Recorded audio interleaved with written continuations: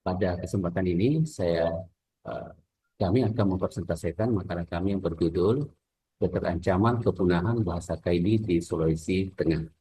Kami ada dua orang, saya sendiri dan Ibu Ulfa. Ya, keberadaan bahasa Kaili sekarang ini di Sulawesi Tengah yang ada di Kota Palu, Kabupaten Sigi dan Kabupaten Donggala, berdasarkan hasil pengamatan berada di dalam keadaan keterancaman kepunahan.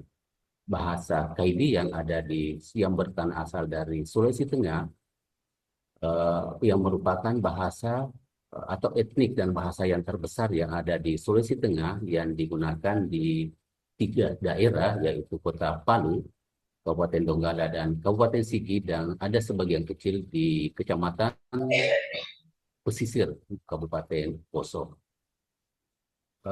Iya, berdasarkan peta bahasa bahwa bahasa Kaili itu berdasarkan Badan Bahasa tahun 2008 membagi dialek bahasa Kaili menjadi 10 dialek, yaitu dialek Tara, dialek Taje, dialek Ledo, dialek Daa, dialek Unde, dialek Kabunga, dialek Kori, dialek Unjedu, dan dialek Pendau.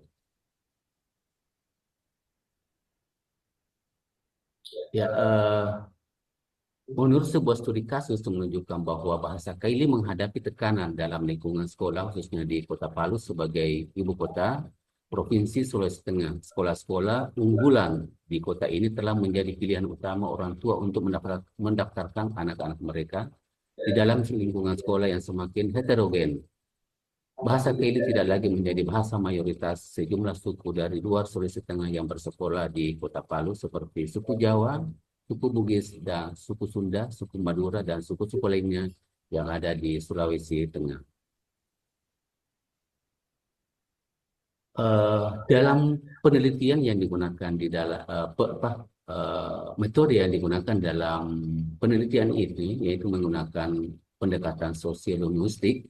Oleh karena itu, pengkajian menggunakan pendekatan ilmu-ilmu sosial sebagaimana yang disarankan oleh Fasol tahun 1984 bahwa suatu kajian sosiolinguistik itu melihat fenomena penggunaan bahasa sebagai sistem atau lambang sistem tingkah laku budaya yang berhubungan dengan penggunaan bahasa dalam konteks yang sebenarnya.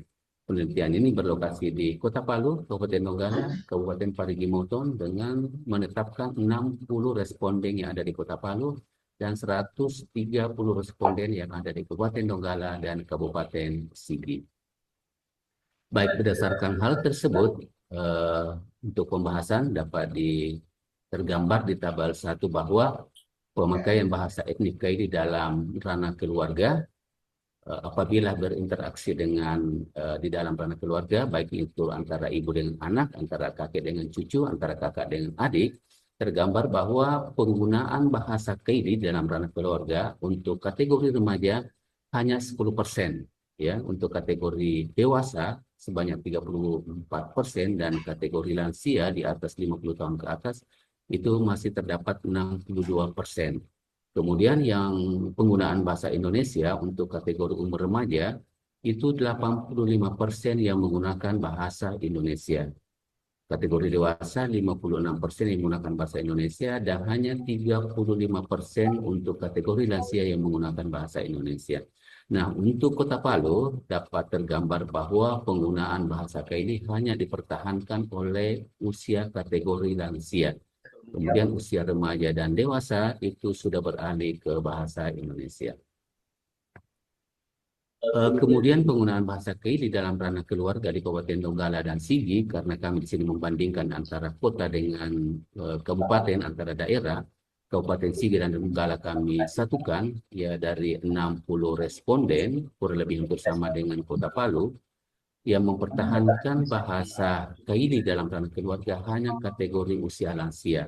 Usia remaja dan dewasa sudah beralih ke bahasa Indonesia. Ini tampak bahwa sebanyak 60% di dalam ranah keluarga, khususnya di Kabupaten Donggala dan Kabupaten Sigi, yang menggunakan bahasa Indonesia, dan ada 41% ya, kategori dewasa yang menggunakan bahasa Indonesia dalam ranah keluarga, dan hanya 35% kategori lansia yang menggunakan bahasa Indonesia di dalam ranah keluarga, khususnya di Kabupaten Donggala dan Kabupaten Sigi. Dan ada campur kode antara bahasa Kaili dan bahasa Indonesia. Ada 12% untuk untuk kategori remaja, 11% untuk kategori dewasa, dan 4% untuk kategori lansia.